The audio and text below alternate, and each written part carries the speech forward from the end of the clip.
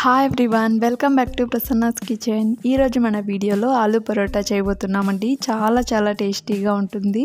వీటిని మార్నింగ్ బ్రేక్ఫాస్ట్గా అయినా లేదా ఈవినింగ్ స్నాక్గా అయినా కూడా చేసుకోవచ్చు. ఇప్పుడు ఇంకా ఏమాత్రం లేట్ చేయకుండా ఆలూ పరోటాలని ఎలా రెడీ చేసుకోవాలో చేసేద్దాం పదండి. ముందుగా ఒక మిక్సింగ్ బౌల్ తీసుకుని 1 కప్ గోధుమ పిండి అలానే టేస్ట్కి తగినంత సాల్ట్ వేసుకుని ఒకసారి బాగా మిక్స్ చేసుకున్న తర్వాత ఇందులోకి కొద్దిగా వాటర్ని యాడ్ చేసుకుంటూ బాగా మిక్స్ చేసుకోవాలండి. మనం చపాతీ పిండిని ఎలా అయితే కలుపుకుంటామో అదే విధంగా బాగా కలుపుకోవాలన్నమాట.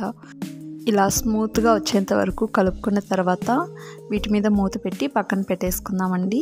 నెక్స్ట్ ఇక్కడ 2 ఆలూస్ని మీడియం సైజు ఉన్నవి తీసుకుని బాగా ఉడికించుకుని ఇలా మ్యాష్ చేసుకుని పక్కన పెట్టేసుకోండి. తర్వాత స్టవ్ మీద ప్యాన్ పెట్టుకుని ఆయిల్ వేసి హీట్ అయిన తర్వాత సన్నగా తరిగిన ఆనియన్స్ అలానే సన్నగా తరిగిన పచ్చిమిర్చి, సన్నగా తరిగి పెట్టుకున్న కరివేపాకును వేసుకుని ఒకసారి బాగా కలిపేసుకున్న తర్వాత అల్లంని సన్నగా తురుముకుని వేసుకోవాలండి. మీ దగ్గర అల్లం వెల్లుల్లి పేస్ట్ ఉన్నా కూడా 1 టీ స్పూన్ వేసుకుని వీటిని పచ్చివాసన పోయేంత వరకు కూడా ఫ్రై చేసుకోండి.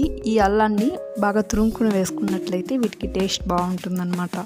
ఇలా ఫ్రై చేసుకున్న తర్వాత ఇందులోకి మ్యాష్ చేసుకుని తీసుకున్న ఆలూస్ని అన్నింటినీ కూడా వేసుకుని బాగా ఒకసారి అన్నింటినీ కలిసే విధంగా ఇలా మిక్స్ చేసేసుకోండి.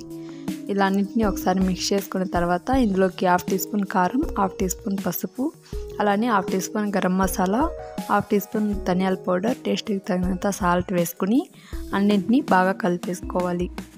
ఇలా అన్నింటినీ కలిసే విధంగా మిక్స్ చేసుకోవాలండి. మిక్స్ చేసుకున్న తర్వాత ఇందులోకి సన్నగా తరిగిన కొత్తిమీరని కూడా ఒకసారి వేసేసుకుని అన్నింటినీ బాగా మిక్స్ చేసుకోవాలి.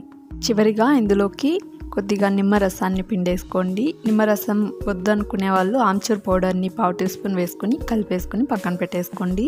ఇవి చల్లారిన తర్వాత ఇలా అన్నింటినీ కూడా ఉండలుగా చేసుకుని వీటిని పక్కన పెట్టేసుకోవాలండి. మనకి ఎన్ని కావాలో అన్నింటినీ కూడా ఇలా ఉండలు చేసుకుని పక్కన పెట్టుకోండి. తర్వాత ఇందాక మనం రెడీ చేసుకుని తీసుకున్న గోధుమ పిండిని ఒకసారి బాగా కలుపుకోవాలండి. ఇలా ప్రెస్ చేసి కలుపుకున్న తర్వాత వీటిని ఇలా ఒక ఉండలు తీసుకుని నేను చూపిస్తున్న విధంగా ఇలా రౌండ్గా చేసుకుని మనం స్టఫింగ్ని ప్రిపేర్ చేసుకున్నాం కదా, ఆలూ స్టఫింగ్ని అందులోకి వేసేసుకుని ఇలా నేను చూపిస్తున్న విధంగా అందులోకి పెట్టుకుని ఫోల్డ్ చేసుకుని వీటిని లోపలికి ప్రెస్ చేసుకుని పక్కన పెట్టేసుకోండి. ఇదే విధంగా అన్నింటినీ రెడీ చేసుకుని తర్వాత ఒక్కొక్కటిని కూడా తీసుకుని ఇలా ముందుగా పొడి పిండిని చల్లుకుని వాటి మీద పెట్టేసుకుని ఈ పరాటాలని ఒక్కొక్కటిని కూడా బాగా స్మూత్గా మెల్లగా ప్రెస్ చేసుకుని బాగా రుద్దేసుకోవాలండి. ఇలానే అన్నింటినీ కూడా రెడీ చేసుకోండి. తర్వాత స్టవ్ మీద ప్యాన్ పెట్టుకుని హీట్ అయిన తర్వాత ఒక్కొక్కటిని కూడా వేసుకుని 2 వైపులా నెయ్యిని కానీ ఆయిల్ని కానీ అప్లై చేసుకుంటూ బాగా కాల్చుకోవాలన్నమాట.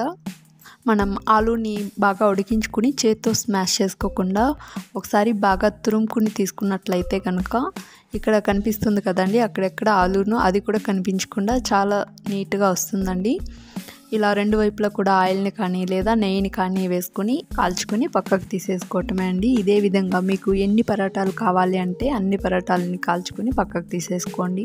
అంతే అండి, మనకి ఆలూ పరోటా రెడీ అయిపోయింది. చాలా టేస్టీగా ఉంటుంది. మీరు కూడా ఒకసారి ట్రై చేసి ఎలా వచ్చిందో కామెంట్ చేయండి. అలానే ఈ వీడియో కనుక మీకు నచ్చినట్లయితే లైక్ చేయండి, షేర్ చేయండి, సబ్స్క్రైబ్ చేసుకుని పక్కన ఉన్న బెల్ ఐకాన్ని క్లిక్ చేసి ఆల్ అనే ఆప్షన్ని యాక్టివేట్ చేసుకున్నట్లయితే నేను పెట్టే ప్రతి వీడియోస్ నోటిఫికేషన్ ద్వారా మీ దాకా వస్తాయి. Thank you for watching.